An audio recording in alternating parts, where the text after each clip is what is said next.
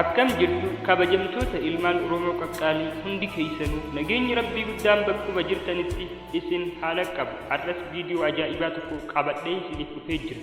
Hanga xumura qophii keenyaa nu wajjin turaan sagantaa affeerraa keenyaati.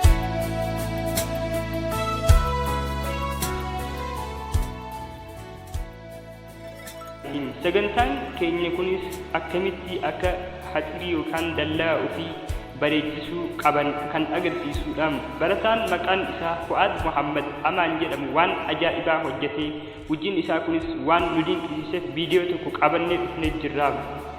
Viidiyoon kunis biqiltuu garaagaraa haxirii ofii keessatti dhaabuudhaan ijatti kan nama hawwatu hojiiwwan garaagaraa kan inni hojjete baay'ee nu ajaa'ibsiisee jira.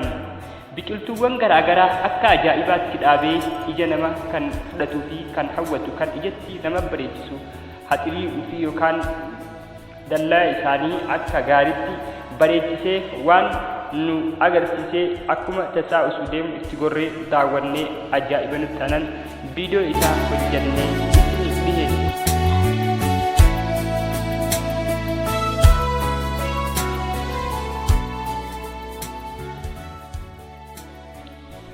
Barataa Fu'aad Muhammad Amaan akkana jechuun gaafii gaafan haala kamiin biqiltuu kana kunuunsitee akkanatti guddiste jechuunis gaafii gaafannus akkana jechuun nuuf deebise. Biqiltuu kana kan guddise ana halkanii guyyaa hojjechuudhaan bishaan itti naquudhaan guddise. Biqiltuun bona yookaan ganna hin jedhu yeroo hundaa bishaan qofa barbaada. Akka gaariitti kunuunsa goonaaniif sirriitti hin marga jechuun nuuf deebise. Haala kamiin hanga ammaa osoo hin gubatin si eegi jennee yeroo gaafannus akkana nuun jedhe. Ani halkan guyyaa waan yeroo takkaayyuu hin dhiifneef jecha akkanatti hanga armaa marguu danda'e.